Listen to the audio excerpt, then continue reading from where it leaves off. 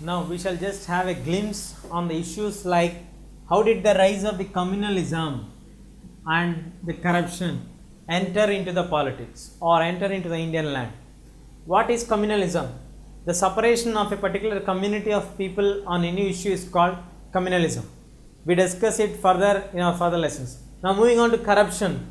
Giving a money to make any work illegally done is called corruption. How did these two enter into India and what were their faces during the earlier periods of 90s and later parts of the 90s? What happened in the 1980s after Rajiv Gandhi's initiative was taken up? Now see here, in 1985, the Supreme Court has passed a judgment against the case of Shah Banu.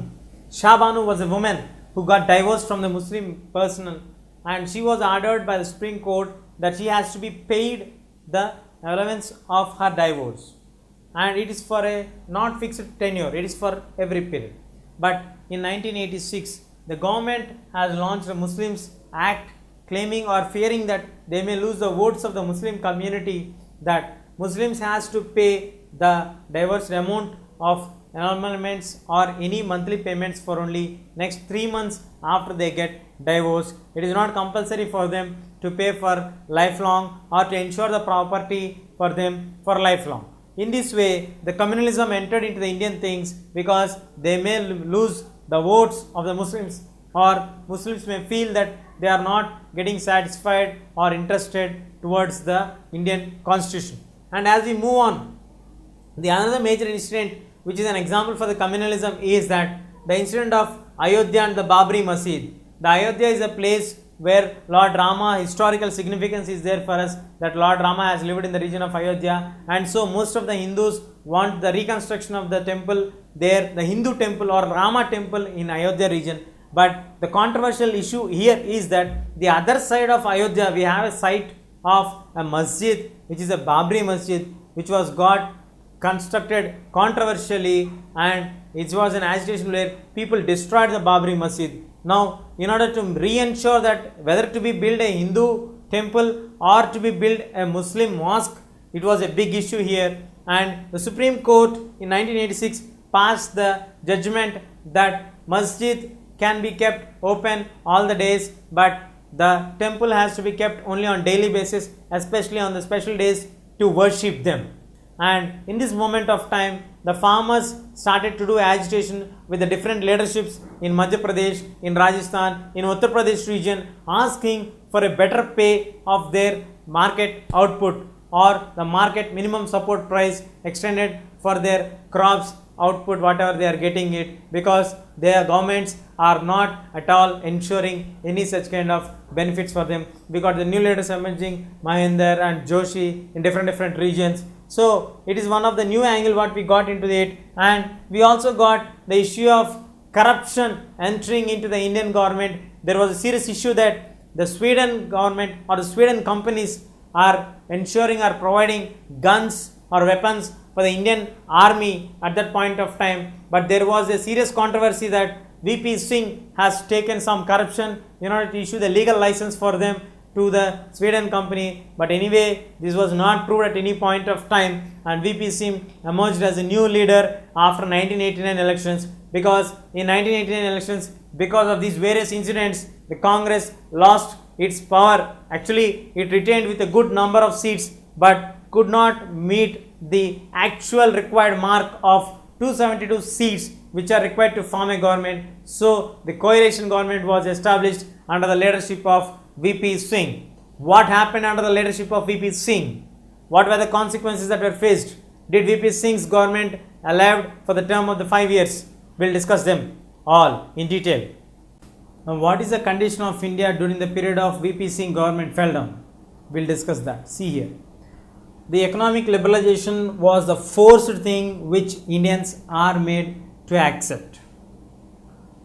So what is a major thing that forced the Indians to accept all these things? See here, in 1991, the VP Singh government fell down as soon as they arrest Mr. L.K. Advani, the BJP government. The BJP party has withdrawn the support to the existing, the coalition politics. Then it was forced to go for the elections. These unexpected elections had made the country's economy to fall down immediately. So India needs to maintain a certain amount of foreign currency in the bulk to repay back its imports what it is taking from the other nations in the form of the foreign currency of US dollars. At that moment of time, India needs a huge amount as loan in order to get back to the original scenario or to maintain India from falling down into the economic depression. As in 1991, the Congress party came into power under the leadership of P.V. Narasimha Rao.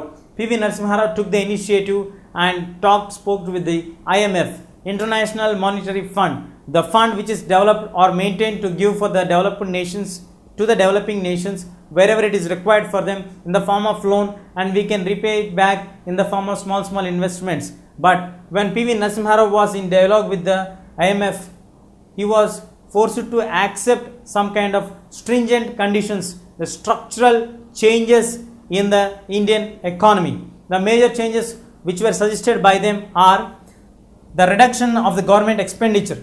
The government expenditure should be reduced at any cost. The public policies or the subsidies given on the health, education, medical facilities also to be reduced, and it should be maintained at very low cost.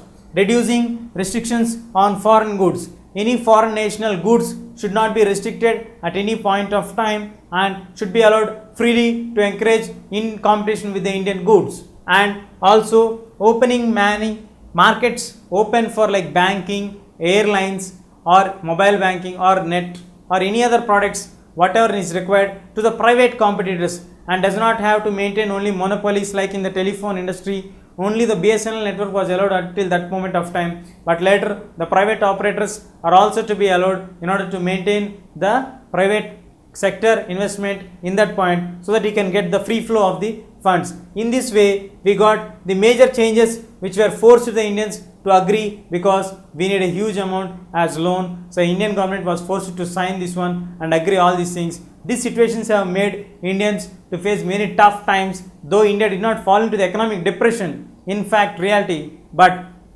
as the government has cut down all the benefits which are going to be given for the poor people in regarding to the health, medical facilities and all these things, and no subsidies were provided, so the common man has to bear everything and he has to pay it back in forms of currency, where the government could not do anything helplessly because it has signed the stringent conditions of the IMF. In this way, the Indian government was forced to accept the liberalization policy by the IMF at the moment of time when we need a huge amount of loan. Coming to the Indian political scenario, the politics has been corrupted by the caste system, then coming to the religious issues, then coming to the coalition politics, then coming to the OBC reservations.